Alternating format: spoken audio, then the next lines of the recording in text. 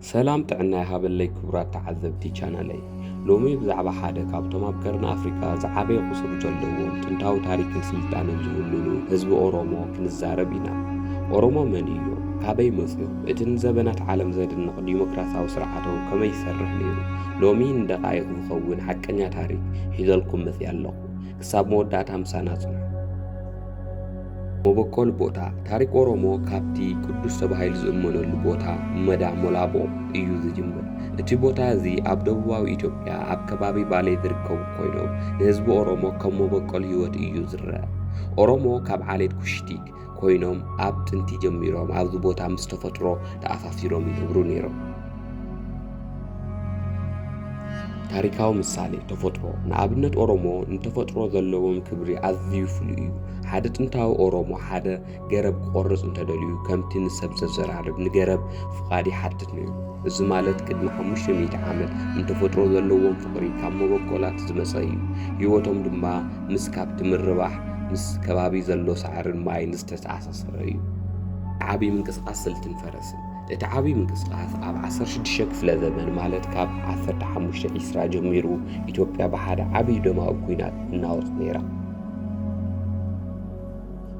እዚ ኩናት እዚ ኣብ መንጎ ሱልጣን ዓዳልን መንግስቲ ክርስቲያን ሰሜን ዝነበረ ኮይኑ ንመላእ እታ ሃገር ኣዳኺምዋ ነይሩ ኣብዚ እዋን እዚ ኦሮሞ ካብ ደቡብ ናብ ኩሉ ኩርናዕ ሃገር ክዘዋወሩ ጀመሩ ስልቲ ፈረስ ምሳሌ ኣብዚ ምስፍሕፋሕ እዚ ኦሮሞ ምስ ተጠቐምሉ ዝዓበየ ብልሓት ፈረስ እዩ ንኣብነት ኦሮሞ ብፈረስ ተጠቒሞም ብቕልጡፍ ቦታ ናይ ምቕያር ናይ ምውጋእን ዓቕሚ ብሰራዊቶም ክልቲኦም ወገናት ኣዝዩ ዘፈንበደ ነይሩ እዚ ሉባ ዝበሃል ሰራዊት ብፍላይ ስልቲ ፈረሰኛታት ይጥቀሙ ስለ ዝነበሩ ኣብ ታሪክ ቀርኒ ኣፍሪካ ከም ሓደ ዘይሰዓር ሓይሊ ክረአዩ ገይሩዎም እዩ ምንቅስቓስ ኦሮሞ ካብ ድርቂ ሓድሽ ሞጓስን ካብ ምድላይ ተበጊሱ ኦሮሞ ማጫ ኩልማ ወሎን ኣርሲን ብዝበሃሉ ጉጅለታት ተመኻኺሎም ናብ ማእኸላዊ ሰሜን ክበጽሑ ክኢሎም እዮም እዚ ምንቅስቓስ እዚ ታሪክ ኢትዮጵያ ንዘላለም ቀይርዎ እዩ ስርዓት ጋዳን ሰንቄን ዲሞክራሲ ስርዓት ሓደ ዓብይ ዲሞክራሲያዊ ቤት ትምህርቲ እዩ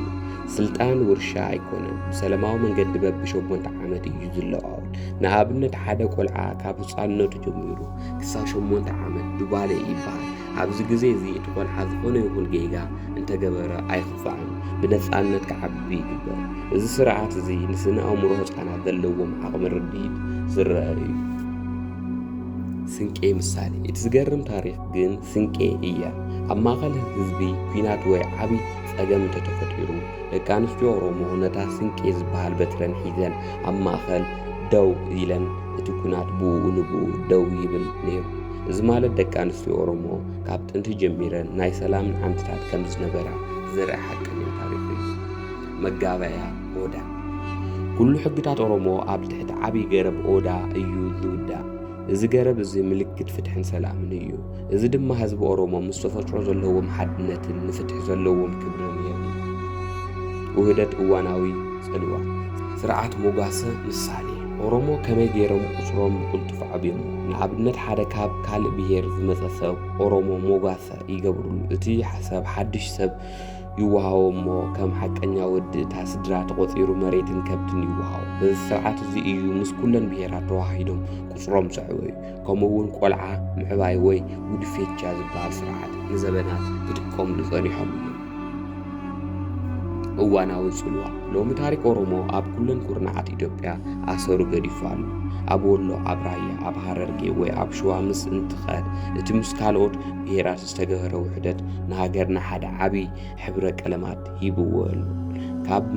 ክሳብ ፖለቲካ ኣተሓሳስባ ዘለዎም ጽልዋ ሎሚ ህያው እዩ ክቡራት ተዓዘብቲ ታሪክ ምፍላጥ ንሓበራዊ ሰላምን ምክብባርን መሰረት እዩ